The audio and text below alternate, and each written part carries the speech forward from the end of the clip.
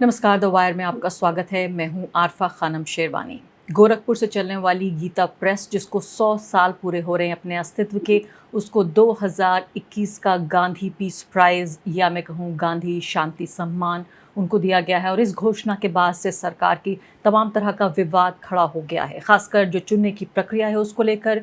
क्यों गीता प्रेस को चुना गया, और खासकर मैं आपको दो चीज़ें इसमें महत्वपूर्ण बताऊंगी कि गीता प्रेस का जो योगदान बताया जा रहा है सरकार की नज़र में, जो उन्होंने क्यों इस नाम की घोषणा की है। वो साफ तौर पे कह रहे हैं कि गांधी जी के अहिंसा के रास्ते पर चलते हुए सामाजिक, आर्थिक और राजनीतिक बदलाव लेकर आया है गीता प्रेस पिछले 100 साल में।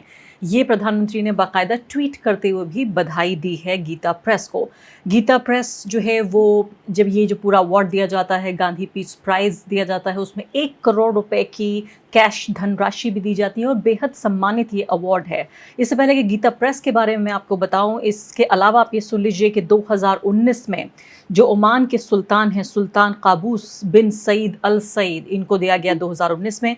और 2020 में दिया गया ये, जिनको बंग बंधु कहा जाता है, शेख मुजीबुर रहमान को, बांग्लादेश के। तो ये अवार्ड जिस तरह से स्थापित हुआ 1995 में, उसके बाद से इसमें ऐसी कोई शर्त नहीं है कि आपकी राष्ट्रीयता या आपकी धर्म जाति कौन होनी चाहिए, भारतीय भी होने की ज़रूरत नहीं है आपको गांधी जी के नाम पर दिए जाने वाले इस अवार्ड में। लेकिन ये अवार्ड बहुत ही लोकतांत्रिक तरीके से, एक कमेटी बनी 1995 में, उस कमेटी के हिसाब से ये अवार्ड दिया जाता है, जिसमें जो जूरी मेंबर्स हैं उसमें भारत के प्रधानमंत्री उसकी अध्यक्षता करते हैं, जो भी प्रधानमंत्री उस वक्त हो, और साथ साथ चीफ जस्टिस ऑफ इंडिया होते हैं, लीडर ऑफ अपोजिशन भी होते हैं, और 2 गणमान्य व्यक्ति होते हैं, एमिनेंट पर्सनैलिटीज़। तो गीता प्रेस के बारे में आपको ज़रूर बताऊंगी। मेरे साथ इस वक्त एक बहुत महत्वपूर्ण किताब, मैं कहूँगी एक ऐतिहासिक दस्तावेज होने के अलावा, मौजूदा भारत की इबारत किस तरह से लिखी गई उसका एक दस्तावेज तैयार किया गया है इस किताब के ज़रिए। ये किताब मैंने पढ़ी कई साल पहले। इस किताब का नाम है Gita Press and the making of Hindu India, a rare treasure trove. ये अरुंधति रॉय ने लिखा है, कवर पर ही लिखा हुआ है। इसी किताब के लेखक मेरे साथ मौजूद हैं, अक्षय मुकुल। ये इतनी बेहतरीन किताब है जिसको रामचंद्र गुहा ने लिखा है, कवर पर ही लिखा है, a powerful and original work. जो ओरिजिनल वर्क की संज्ञा दी है इसको शशि थरूर, मैं वाकई इस बात से पूरी तरीके से सहमत हूँ कि ये किताब न सिर्फ कि ये बताती है कि पिछले 100 साल में गीता प्रेस का सफ़र क्या रहा, बल्कि ये बताती है कि चूँकि हिंदू इंडिया का जिक्र है, कि एक तरह का एक हिंदू फर्स्ट इंडिया या एक हिंदू इंडिया किस तरह से बनाया गया, गीता प्रेस का योगदान क्या रहा। अक्षय मुकुल ने ये ऐतिहासिक दस्तावेज लिखा है, और इसीलिए जो तमाम तरह का विरोध हो रहा है कि गांधी जी की जो विचारधारा है उससे बिल्कुल अलग है, कोसों दूर है ये गीता प्रेस, और इसको क्यों सरकार ने इस बार चुना है, ये सबके लिए एक तरह से हैरानी वाली बात है। कांग्रेस पार्टी ने ये कहा है कि ये इस तरह से हुआ जैसे कि सावरकर या गोडसे को ये अवार्ड दे दिया जाए। क्या इसको अतिशयोक्ति कहा जाएगा, या वाकई ये सही तरीके से बात कही गई है? गीता प्रेस लगातार पिछले 100 साल से अगर देखा जाए, 1923 में ये स्थापित हुआ है, और ये जो हिंदू रिलीजियस टेक्स्ट हैं उनको प्रमोट करता है और कहता है कि सनातन धर्म के सिद्धांतों को आगे बढ़ाता है। इसके अलावा इसके बारे में जब किताब के अलावा भी जो रिसर्च है वो अगर आप देखें तो बताती है साफ तौर पर कि 29 अप्रैल को 2023 में जय दयाल गोयनका, घनश्याम दास जालन और साथ ही हनुमान प्रसाद पोद्दार ने इनको मिलके बनाया, इसको स्थापित किया। और 3500 जो हस्तलिपि हैं, मैन्यूस्क्रिप्ट्स हैं, वो आर्काइव की हैं गीता प्रेस ने। अभी तक 41 करोड़ किताबें छाप चुके हैं, बच्चों के लिटरेचर भी ये छापते हैं। तो तमाम तरह से जो श्रीमद् भगवद गीता है, इसके अलावा रामचरितमानस है, रामायण है, पुराण है, उपनिषद हैं, इन सबको ये छापते रहे हैं। बहुत सारी भाषाओं में, 1 दर्जन से भी ज़्यादा भाषाओं में ये छापते रहे हैं। तो किस तरीके से इनके योगदान को देखा जाएगा? क्या इन्होंने भारत को एक ज़्यादा उदारवादी, संविधान पर आधारित लोकतांत्रिक देश बनाने में मदद की, या फिर भारत को एक धर्म पर आधारित, एक विभाजनकारी और एक धर्म प्रधान देश बनाने में मदद की पिछले 100 साल में? अक्षय मुकुल, जब आपने ये खबर सुनी कि गीता प्रेस को ये इतना बड़ा सम्मान दिया जा रहा है, तो क्या विचार थे आपके मन में? ये एक मतलब पहला विचार जो होता है वो तो एक हास्यास्पद था, लेकिन अगर आप पिछले 9 सालों में सरकार जिस तरीके से चल रही है और जो बातें हो रही हैं, तो मुझे लगा कि उसी में एक कड़ी है ये। मतलब कुछ भी हो सकता है। अब हम गांधी के नाम पे गीता प्रेस को पुरस्कार देंगे और आप उस पर लड़िए, आप उस पर बहस कीजिए, और हमने कर दिया है। तो अब इस सरकार में जो होता है आश्चर्य होने का, वो जो होता है एक एक सीमा, अब वो रहा नहीं, अब कुछ भी हो सकता है। तो उसमें मुझे लगा उसी कड़ी में है ये, और है तो मतलब जिसको कहें अंग्रेजी में आयरॉनिकल है। और मतलब अगर आप गीता, ये गांधी शांति पुरस्कार के जो क्राइटेरिया है, अगर उसको आप देखें, तो मुझे लगता है कि गीता प्रेस किसी भी बॉक्स को टिक नहीं करता है। क्योंकि अगर आप कह रहे हैं अहिंसा और सौहार्द बढ़ाने का काम, तो वो नहीं है। तो ये मतलब एक जानबूझकर, सोच समझकर ये लोग सोच रहे हैं कि अगर गीता प्रेस उनको पता नहीं था और वो फिर दे रहे हैं, तो ये मैं नहीं मानता। ये काफ़ी सोच समझकर लोगों को उलझाने वाली बात है।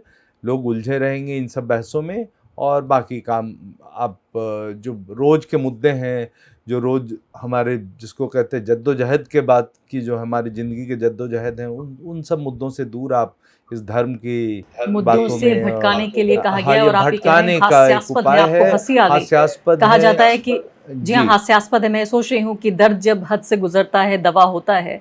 यानी जब जब इतना दुख हो आदमी को कि देखिए कि गांधी जी की पूरा जो उनकी विरासत है उसका किस तरीके से कत्ल हो रहा है, एक ऐसी संस्था को, एक ऐसे पब्लिशर्स को ये पूरा अवार्ड देकर जिसे बिल्कुल सर के बल एक तरह से उलट दिया जाए। और दो संस्थान मैं देख रही थी, भारतीय संस्थान जो इसरो है, इंडियन स्पेस रिसर्च ऑर्गेनाइजेशन, उसको पहले ये अवार्ड मिल चुका है। इसके अलावा रामकृष्ण मिशन को मिल चुका है।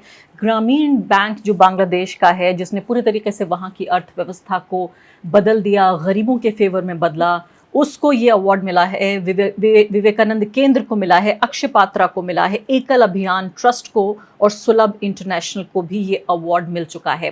मैं आपसे ये समझना चाहती हूँ, आपने कहा हंसी आई, मैं पूछना चाहती हूँ कि इस गीता प्रेस को किस तरह से समझा जाए, जो 100 साल का इतिहास है गीता प्रेस का। मैं तो उम्मीद भी करूंगी कि लोग कम से कम इस अवार्ड के मिलने के बाद आपकी ये किताब ज़रूर पढ़ेंगे, जिसमें आपने बताया है कि गीता प्रेस और किस तरीके से एक हिंदू राष्ट्र या हिंदू इंडिया बनाने की कोशिश की। मैं गुजारिश करती हूँ कि लोग इस किताब को फिर से उठाएं, धूल झाड़ें। मैं अभी थोड़ी देर पहले धूल झाड़ी और सोचा कि फिर से इस किताब को एक बार सरसरी निगाह डाली जाए। किस तरह से आप इस 100 साल के इतिहास को दर्शकों को संक्षेप में बताना चाहते हैं? जी। देखिए, जो सबसे बड़ा जिसको कहें एक अभी आप कह लें इसको कन्फ्यूजन जो फैलाया जा रहा है, कि गीता प्रेस धार्मिक ग्रंथ को प्रकाशित करती है और इसमें लोगों को क्या परेशानी है। ये यूँ कह रहे हैं कि आप जिहादी लोग हैं, आप लोग नहीं समझते हैं, आप धर्म विरोधी हैं, आप हिंदू विरोधी हैं। वो बात सही है कि रामायण, महाभारत, गीता और जो करोड़ों की आपने बात की, वो करोड़ों में छपी उनकी किताब, और उसमें कोई, मुझे नहीं लगता है किसी को कोई परेशानी है। परेशानी ये है कि जब 1923 में ये गीता प्रेस शुरू हुआ, और 1926 में उनका एक मासिक शुरू हुआ जो अभी भी चल रहा है, उसका नाम है कल्याण। और 30 के दशक में वो अंग्रेजी में आना शुरू हुआ कल्याण कल्पतरु के नाम से। अब मैं कल्याण की बात करता हूँ। कल्याण कहता है अपने आप को कि वो भक्ति, ज्ञान और वैराग्य का मासिक है। लेकिन आप 1926 से लेकर अब तक उठा लें तो इतिहास के जितने पेचीदे मौके आए हैं, जब कंट्रोवर्सी हुई है, जिसको फ्लैश पॉइंट्स ऑफ हिस्ट्री कहेंगे, तो आप देखेंगे उस हर फ्लैश पॉइंट ऑफ हिस्ट्री में गीता प्रेस, आरएसएस, हिंदू महासभा, बाद में जनसंघ और उसके बाद बीजेपी के साथ खड़ी पाई गई। अब रही गांधी की बात, तो गांधी के साथ इनके जो संस्थापक संपादक थे हनुमान प्रसाद पोद्दार, और कमाल के संपादक थे, मैं कहना चाहता हूँ, उनके बहुत अंतरंग रिश्ते थे। वो पहली बार उनसे तब मिले थे जब गांधी साउथ अफ्रीका से आ रहे थे, और उनका कलकत्ता में एक बहुत बड़ा नागरिक अभिनंदन हो रहा था, उसमें वो उन दिनों हिंदू महासभा के बड़े यंग वर्कर थे पोद्दार जी, और वहाँ मिले थे। उसके बाद क्या हुआ, जमनालाल बजाज और उन बाकी लोगों की वजह से, क्योंकि मारवाड़ी थे और बम्बई में व्यवसाय कर रहे थे, और वो व्यवसाय नहीं हो पाए ठीक, क्योंकि उनका मन ज़्यादा धर्म ग्रंथ और इन सब चीज़ों में लगा रहता था पोद्दार जी का। गांधी से मिले वो, और गांधी इनको, जिसको कहते हैं इंस्टेंटली लाइक करना, उनको बहुत पसंद करते थे, और ये कह रखा था कि इसको कभी मत रोका करो मिलने से। और ये अंतरंगता थी इन दोनों में। गांधी के कहने पे आज तक कल्याण विज्ञापन नहीं लेता है, उनके कहने पे आज तक वो कभी पुस्तक की समीक्षा नहीं करता है। तो ये तो थे गांधी के साथ रिश्ते। लेकिन ये रिश्ता 32 में, इतना रिश्ता होने के बावजूद गांधी से जब विचारधारा की बात होती है तब वो गांधी से बहुत बहुत गहरे मतभेद हैं। पहला मतभेद, गीता की बात करें, गीता प्रेस है, तो गांधी का जो टीका है गीता पर, वो गीता प्रेस ने कभी नहीं छापा। उसकी वजह यह थी कि गांधी इसको हिस्टोरिकल टेक्स्ट नहीं मानते थे, इसको मॉरल टेक्स्ट कह लें, जो कुछ और कह लें, वो कहते थे हिस्टोरिकल टेक्स्ट नहीं है। और इसलिए कभी गीता प्रेस ने अंतरंगता के बावजूद उनके गीता पर जो भी उनके सोच विचार थे वो नहीं छापे।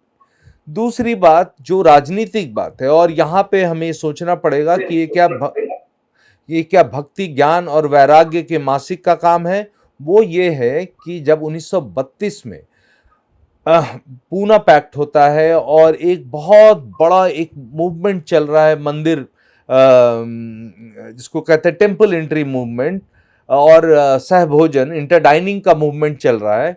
उस मूवमेंट में गांधी की वजह से मंदिर के दरवाजे खुलने लगते हैं और जगह जगह पूरे भारत में आप देखें, किसी इतिहासकार ने बहुत उसका एक लंबा चौड़ा लेखा जोखा दिया है कि किस मंदिर में कैसे गए लोग। कुछ मंदिरों ने बाहर में बक्सा रख दिया कि जो आते हैं धर्मालु वो बताएं कि अंत्यजों माने इनको हरिजनों को, दलितों को प्रवेश करने दिया जाए कि नहीं। और बहुत सारे मंदिर में हाँ कहने वाले ज़्यादा थे, न कहने वाले कम थे। इससे एक बड़ा बवाल खड़ा हो गया और हनुमान प्रसाद पोद्दार ने गांधी को लिखा कि ये आप क्या कर रहे हैं, आपकी वजह से ये मंदिरों के दरवाजे खुल रहे हैं, और आपको क्या लगता है मंदिर में आ जाने से कोई उच्च जाति का हो जाएगा? उसके लिए उसको साफ कपड़े पहनने होंगे, उसको जो कहते हैं उसको नॉन वेज, जो भी मीट मछली ये सब छोड़ना पड़ेगा, कपड़े ढंग से पहनने। तो और वो सहभोजन पे भी यही बात कहते हैं, और वो गांधी को आईना भी दिखाते हैं और कहते हैं कि 20 के दशक में तो आपने खुद ही कहा था कि सहभोजन से किसी की जात नहीं बदल जाती, अब क्या हुआ?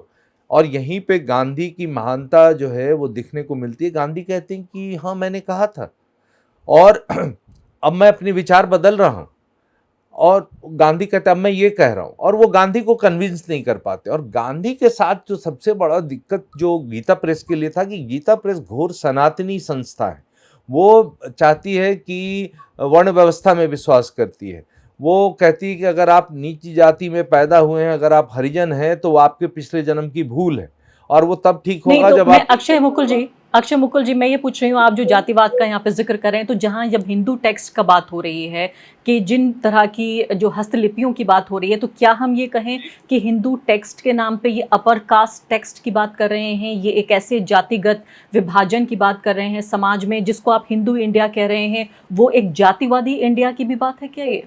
जी, उसमें थोड़ा एम्बिवेलेंस है। मैं आपको ये बताऊं, देखिए जब ये टेक्स्ट सस्ता छापते हैं, इनके बड़े हाई क्वालिटी प्रोडक्शन होता है इनका, हनुमान चालीसा हो, रामायण हो, गुटका रामायण, गुटका छोटे फॉर्म में, सुंदरकांड, वो दुनिया भर के मतलब वो हजारों हजार इसमें, और इनके बहुत मोनोग्राफ्स हैं, वीर बालक, वीर बालिकाएं, आदर्श नारी, आदर्श पुरुष। ये क्या करते हैं कि ये जब रामायण और महाभारत छापते हैं तो वो नहीं कहते कि नीच जाति का आदमी और छोटी जाति का आदमी नहीं पढ़ेगा, उसको हरिजन नहीं पढ़ेगा। तो वहां पर वो एम्बिवेलेंस है, वो तो कोई भी पढ़ सकता है। लेकिन जब मंदिर प्रवेश होगा तब हम मंदिर प्रवेश के खिलाफ हैं, हम हरिजनों को मंदिर में नहीं आने देंगे। तो ये एम्बिवेलेंस है। हम हिंदू धर्म को बढ़ा रहे हैं, हम बोलते हैं तुम पढ़ो रामायण लेकिन तुम मंदिर नहीं आओगे। तो ये चल, और ये गांधी इसके सख्त खिलाफ है। और गांधी इनके गले के गले की हड्डी इसलिए भी है कि गांधी खुद कहते हैं मैं सनातन धर्मी हूं। अब इस सनातन धर्मी के साथ क्या करूं जो सनातन धर्मी कहता है कि मंदिर प्रवेश होने दो, सहभोजन होने दो, और बाद में गांधी ऐसे विवाहों में जाने लगते हैं जहां पे एक कोई दंपति में कोई एक लड़का या लड़की हरिजन हो, और वो कहते हैं मैं ऐसी शादी में जाऊंगा, और इससे इनको बहुत नाराजगी। 46 में एक शादी होती है जिसमें एक दलित पुरोहित शादी करवाता है, और उस शादी में काका कालेलकर हैं, विनोबा भावे हैं, और गांधी उनको आशीर्वाद देते हैं उस दंपति को। तो ये कहते हैं कि यार ये क्या करें इनका। प्रॉब्लम ये था कि गांधी के इतने फॉलोअर थे जो उनकी बात सुनते थे, उनकी बात को मानते थे, और ये बहुत बड़ा चैलेंज था सनातन धर्म के लिए और गीता प्रेस के लिए। बिल्कुल। और तो अक्षय मुकुल राजनीति जी, का जहां तक सवाल है, अक्षय मुकुल जी, इसके अलावा जी हाँ, मैं जरूर आती हूँ आपकी बात पे, लेकिन मैं ये कह रही हूँ दर्शकों को थोड़ा सिलसिलेवार तरीके से बता देते हैं। बहुत इतने पहलू हैं वाकई इस पूरी बातचीत के, इस किताब के, और इसके अलावा जो पूरा 100 साल का इतिहास है कि शायद शाम हो जाए ये सब चर्चा करते करते। जब मैं आपकी किताब पढ़ी थी उसमें बड़ी दिलचस्प बात थी कि भारत में वो जातियां जिनके पास पैसा तो था लेकिन उनको कोई सम्मान नहीं था सोसाइटी में, उन्होंने गीता प्रेस में पैसा लगाना शुरू कर दिया और रिलीजियस टेक्स्ट जो है वो छाप के बांटने लगे। एक तरह का आप ये कह रहे हैं कि कल्चरल ट्रांसफॉर्मेशन भी देखने को मिला, एक तरह का सांस्कृतिक जिसे बड़ा बदलाव हम कहें हिंदी में, वो भी गीता प्रेस लेके आया। मैं ये जानना चाहती हूँ कि एक तो थोड़ा सिलसिलेवार तरीके से ये भी बताइए संक्षेप में ही, हालांकि, कि जिन जाति वर्गों का आप जिक्र कर रहे हैं जिनको समाज में सम्मान नहीं था और इस जरिए से उन्होंने आगे बढ़ना शुरू किया, वो एक इतिहास ज़रूर बताइए। और इसके अलावा मैं ये भी जानना चाहती हूँ कि घर घर तक इन्होंने ये रिलीजियस टेक्स्ट कैसे पहुँचाया। जी, पहली बात जो आपने कहा कि इन्होंने क्यों शुरू किया और कैसे शुरू किया, और इनकी तो मारवाड़ियों में अगर आप देखें तो एक बहुत अच्छी बात ये थी कि मारवाड़ियों के अंदर एक बहुत ज़्यादा, जिसको कहें, डिबेट चल रहा था कि ये हमारे पास पैसा है, हमारी इज्जत नहीं। और आप देखें जयदयाल गोविंद का भी, मैंने किताब में भी उसका जिक्र किया है, वो कहते हैं कहीं पे हमें लोग ना भारत का यहूदी मानते हैं क्योंकि हम पैसे देते हैं सूद पर और बाकी चीज़। तो ये एक और 20वीं सदी के शुरुआत में प्रिंट टेक्नोलॉजी आता है और मारवाड़ियों का एक जबरदस्त योगदान है प्रिंट टेक्नोलॉजी को खड़ा करने में, और तरह तरह की पत्रिकाओं में, सिर्फ गीता प्रेस में नहीं, तरह के जो बहुत बड़े साहित्यिक पत्रिकाएं आए उसमें मारवाड़ियों का हाथ था। उन्होंने पैसे लगाए और उन्होंने उसको बहुत अच्छे से चलाया। रही गीता प्रेस, जहाँ तक शुरू होती, गीता प्रेस एक मारवाड़ी समाज में काफ़ी हलचल है कि नए पैसे से नए ज़माने में एक सोसाइटी के अंदर एक मोरल डिक्लाइन आ रहा है। नए ज़माने के लड़के लड़कियाँ चीज़ें वो कर रहे हैं जो सनातन धर्म मना करता है, और तब वो एक कंक्लूजन पे पहुंचते हैं कि हमें वापस सनातन धर्म की ओर जाना होगा, ये जो आधुनिकता है वो हमें खराब कर रहा है। और यहाँ से गीता प्रेस की शुरुआत होती है, और उसमें जो है एक बड़ा तबका है जो, जिसमें जमनालाल बजाज और जीडी बिरला जैसे बड़े मारवाड़ी व्यवसायी हैं जो बड़े मॉडर्निस्ट हैं, जो बड़े प्रोग्रेसिव हैं। वो इसके साथ नहीं, हालांकि बिरला इसमें लिखते हैं, जमनालाल बजाज का ही मुझे जहाँ तक याद है कुछ छपता है, क्योंकि वो एक सामुदायिक है तो चलो लिख रहे हैं, लेकिन वो कभी कोई सांप्रदायिक चीज़ें नहीं लिखते हैं, वो बड़ी धार्मिक चीज़ें लिखते हैं। लेकिन तो इस तरीके से शुरू होता है और ये बहुत सक्सेसफुल है। और जहाँ तक रहा घर घर पहुँचाने का, तो ये जो मारवाड़ी नेटवर्क को जो यूज़ करते हैं वो ज़बरदस्त है। अगर आप शुरू के कल्याण और उनके बाकी पब्लिकेशंस देखें तो लिख रहे हैं कि जैसे ये कल्याण को बांकुरा में, दिग्बोई में, बोंगाई गांव में, और इस तरह की जो सुदूर जगह हैं जहाँ पे मारवाड़ी हैं, या बिहार में या बंगाल में, तो वो कहते हैं उन्होंने 50 इशू खरीद लिया है इसका, या 500 इशू खरीद लिया, और वो बांट रहे हैं। और ये शुरू से नो प्रॉफिट नो लॉस पे, ये कभी भी इनका व्यवसाय का धंधा नहीं, का व्यवसाय का हिस्सा नहीं था। ये उन्होंने खुद से नो प्रॉफिट नो लॉस में शुरू किया। बहुत बड़ा एक लेवल पे देखें आप, फिलैंथ्रोपिक एक्सरसाइज से शुरू होता है, लेकिन ये राजनीतिक भी हो जाता है शुरू से ही। और इनका राजनीतिक इसलिए होता है क्योंकि वो कहते हैं कि हमें अपने भारत बहुत ही जिसको कहें सांस्कृतिक और सिविलाइजेशनल, हम बहुत ऊपर थे जब हम पहले, उसके बाद मुसलमानों का जो एक आता है जो मुगल रूल, और ये उससे खराब हुआ, फिर ब्रिटिशर्स के आने से, तो हमें वापस उसी सनातन भारत की ओर जाना है और वो करना है, और वहां से शुरू होता है। गांधी सनातनी तो हैं, लेकिन गांधी ये सब रूढ़िवादी नहीं मानते, और इसीलिए गांधी, तो अक्षय जी, आपने एक तो बात बताई गांधी जी का कि जातिवाद को लेकर काफी इनका जो है अंतर विरोध रहा, मतभेद रहे दोनों के बीच, गांधी जी और गीता प्रेस के बीच। आप ये भी कह रहे हैं कि खास तरह का जो भारत नाम का विचार है, जो हिंदू होने के साथ साथ जातिवादी है, वो इन्होंने आगे बढ़ाया। अब मैं अगली बात आपसे समझना चाहती हूँ, जो आप ये कह रहे हैं कि वही जो पूरा हम कहते हैं कि दोबारा जो वापस जो हिंदू ग्लोरी, हिंदू जो गौरव है उसको वापस लाने की बात, जिसको लगातार नरेंद्र मोदी भी कहते रहते हैं कि चलिए हमारी सरकार के ज़रिए हम लाने की कोशिश करें, इसमें भी काफ़ी सहायक रहा गीता प्रेस, लेकिन मैं ये समझना चाहती हूँ कि जो सांप्रदायिकता पर जो आधारित राजनीति है उसको बढ़ाने में भी क्या कोई रोल है गीता प्रेस का, या सिर्फ ये धर्म की बात करते रहे, जातियों को, जातिवाद पर और जाति जो वर्ण व्यवस्था है उसको ज्यादा सॉलिडिफाई या मजबूत करते रहे? नहीं, दोनों पे रहे। अगर आप देखें तो कल्याण का जो पहला अंक है 1926 अगस्त का, उसके संपादकीय में पोदार जी लिखते हैं, हिंदुओं की सबसे बड़ी समस्या ये है कि वो तरह तरह की भाषाओं में तरह तरह के लोग बोलते हैं, क्योंकि हमारे पास बहुत संप्रदाय हैं, बहुत भगवान हैं हमारे मानने के लिए, देवी देवताएं, उससे दिक्कत होता है। हमें संघ बल की जरूरत है, हमें टाइट फिस्ट, वन फिस्ट होना होगा, और वहीं से एक टेम्पलेट शुरू होता है। और जैसा मैंने कहा 32 में जाति को लेकर, और 40 के दशक में जो आप धर्म की बात कर रही हैं, सांप्रदायिकता की, अगर आप उस वक्त 40 के दशक के कल्याण उठा लें तो आपको लगेगा ही नहीं कि ये भक्ति ज्ञान और वैराग्य का मासिक है। वो लगातार लगातार वो सांप्रदायिक चीजें कर रहा है।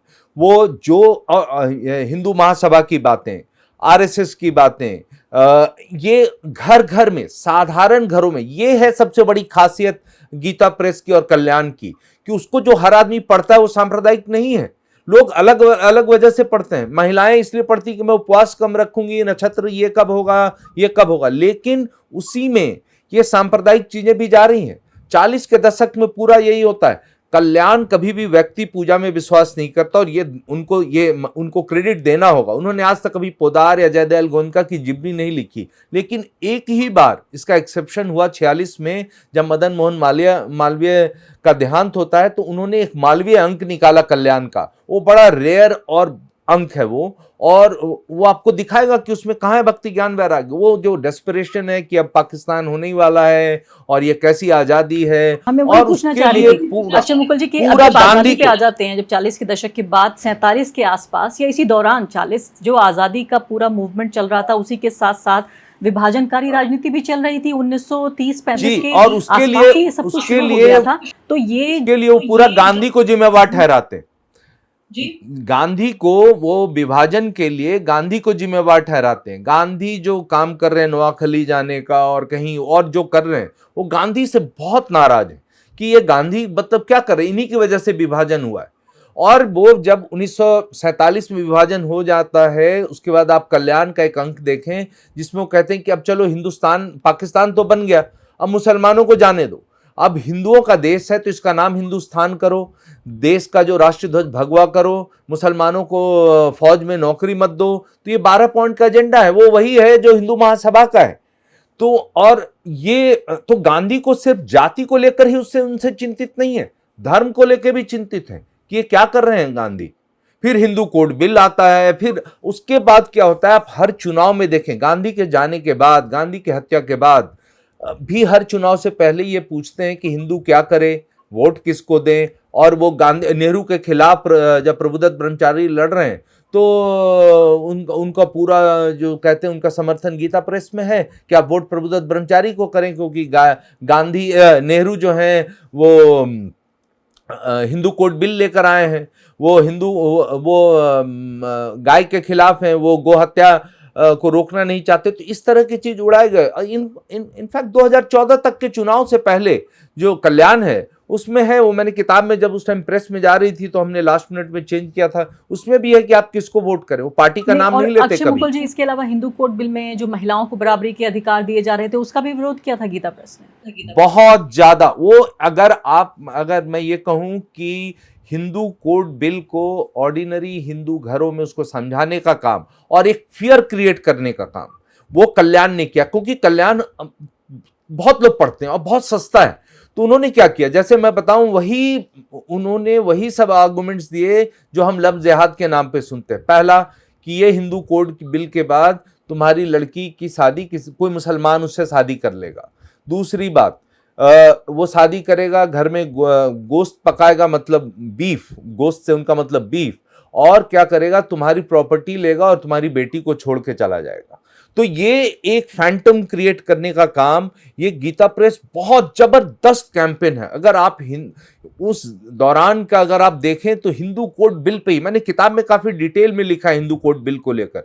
हिंदू कोड बिल का पैरानोया है और वही पुरानी कहानी कि मुसलमानों के साथ क्यों नहीं हो रहा है। ये क्या हुआ कि हिंदू मुसलमान चले गए और हिंदुओं के लिए आपने पहला काम यही सोचा आपने। और नेहरू भी रिलेंटलेस थे। वो 4 बिल के रूप में आया था। नेहरू ने बाद में चुनाव जीतने के बाद 51-52 के उसको फिर पास कराया, उसको 2 में मर्ज किया, 1 में करके उन्होंने पास कराया। और क्योंकि अंबेडकर ने पायलट किया था इंटरिम गवर्नमेंट में इसको, तो अंबेडकर को सबसे ज्यादा सुनना पड़ा। उनके नाम के आगे हीन वर्ण अंबेडकर लिखना और ये कहना कि, और उनको एक मलाल ये भी था कि हीन वर्ण अंबेडकर ने एक ब्राह्मण से शादी की हुई है, तो वो भी उनको दुख था। और अंबेडकर के खिलाफ थे वो बहुत ज्यादा, कि अंबेडकर की वजह से हुआ है ये सब चीज, और नेहरू और अंबेडकर ने मिलकर किया है। अक्षय मुकुल जी, अब यहाँ आ जाते हैं अभी फिलहाल 2023 में।